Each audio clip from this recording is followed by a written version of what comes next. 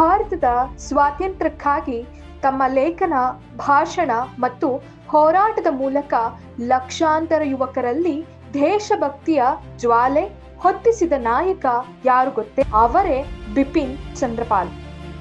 ಬಿಪಿನ್ ಚಂದ್ರಪಾಲ್ ಅವರು 1858 ನವೆಂಬರ್ 7 ಇಂದಿನ ಬಾಂಗ್ಲಾದೇಶದ ಹಬೀಬ್ಗಂಜ್ ಜಿಲ್ಲೆಯ ಪೋಯಿಲ್ ಗ್ರಾಮದಲ್ಲಿ ಜನಿಸಿದರು. ಅವರು ಶಿಕ್ಷಕರು, ಪತ್ರಕರ್ತರು, ಲೇಖಕರು ಮತ್ತು ಭಾರತದ ಸ್ವಾತಂತ್ರ್ಯ ಹೋರಾಟದ ಪ್ರಮುಖ ನಾಯಕರಾಗಿದ್ದರು.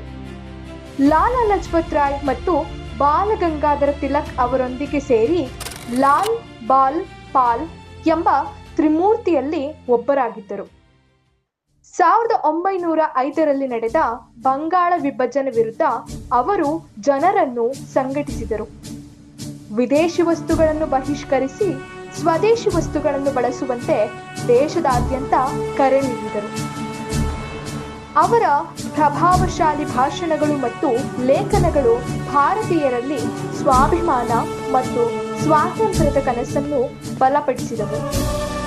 ಅವರು ನಂಬಿದ್ದು ಒಂದೇ: ಸ್ವಾತಂತ್ರ್ಯವು ಬೇಡಿಕೊಳ್ಳುವುದರಿಂದ ಸಿಗುವುದಿಲ್ಲ, ಅದನ್ನು ಸಾಧಿಸಲು ಧೈರ್ಯ, ಆತ್ಮವಿಶ್ವಾಸ ಮತ್ತು ನಿರಂತರ ಹೋರಾಟ ಬೇಕು.